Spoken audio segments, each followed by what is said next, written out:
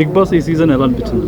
చాలా special because నేను ఉన్నాను కాబట్టి. అండ్ అలాగే మోస్ట్ సక్సెస్ఫుల్ సీజన్, గ్రాండ్ ఫినాలేలో హైయెస్ట్ టీఆర్పీ 21.5 కూడా వచ్చింది. సో ఇంతకన్నా ఏం కావాలండి. బిగ్ బాస్ చాలా సీజన్స్ అయినాయి కానీ ఇది ఒక పెద్ద సక్సెస్ఫుల్ సీజన్ నడిచి మనకి ఇంత అవకాశాలు ఇస్తున్నాయి. We're coming to movie launches కానీ ఇట్లాంటి బ్రాండ్స్లో ఈవెంట్స్లో ప్లస్ మూవీ ఆపర్చునిటీస్ కూడా చాలా వస్తున్నాయి. సో బిగ్ బాస్ ఆపర్చునిటీ ఇచ్చింది మనందరికీ అని చాలా చాలా thank you to Bigg Boss. ఎంతో మందిని స్టార్స్ చేస్తుంది కానీ చిన్న చిన్న ఇన్సిడెంట్స్ మొన్న జరిగింది పల్లవి ప్రశాంత్, అలాంటి ఇష్యూస్ వల్ల కొంచెం బ్యాడ్ నేమ్ కూడా వస్తుంది కదా. రావచ్చు అండి, దానికి గుడ్తో బ్యాడ్ కూడా వస్తుంది కొన్ని టైమ్స్.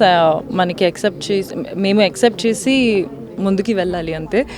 మనం పాజిటివ్ ఉండాలి మా సైడ్ నుంచి, అదే నేను అనుకుంటాం. అంటే బిగ్ బాస్ నుంచి కప్ గెలుచుకుని బయటకు వచ్చిన తొలి కంటెస్టెంట్, జైలుకి వెళ్ళొచ్చిన తొలి కంటెస్టెంట్ పల్లవి ప్రశాంత్, ఎలా చూడాలి? 2 రికార్డ్స్ ఉన్నాయి. సో పాజిటివ్ మీరు తీసుకోవాలి, నెగటివ్కి వదిలేయాలి. కానీ చాలా ఫన్గా ఉంది, హీఈస్ వెరీ ఎనర్జెటిక్. అలాగే రెస్పాన్స్ అయితే సూపర్బ్ ఉంది. అత్తగారు అని సాంగ్ చేసాము అండ్ చాలా వైరల్ వెళ్తుంది. అందరూ నాకు పంపిస్తున్నారు అండ్ మెన్షన్ చేస్తున్నారు, రీల్స్ చేస్తున్నారు. సో రెస్పాన్స్ సూపర్బ్గా ఉంది. అలాగే ఇంకా ఇట్లాంటి ఫోక్ సాంగ్కి నేను ఇంకా ప్రమోట్ చేయాలి అని అనుకుంటున్నాను. సో అట్లా ఆపర్చునిటీ వస్తే ఇంకా అంటే మీరు ఎక్స్పెక్ట్ చేస్తారా బోలే గారితో సాంగ్ అంటే అశ్విని ఆర్ ఎవరో ఉంటారు?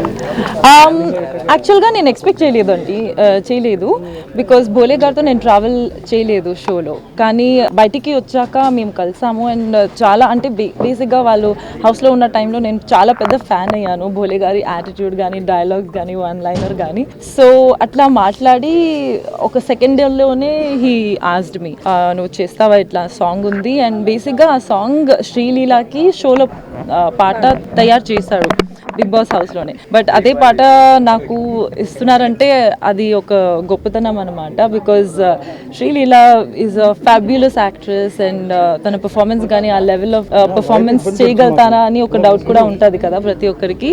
కానీ ఆ సాంగ్ వచ్చింది అంటే నాకు అదృష్టం. So I really wanted to work in that song. And song కూడా చాలా చాలా నచ్చింది నాకు. సాంగ్ విన్నాక I was fix that definitely నేను ఇది చేస్తాను.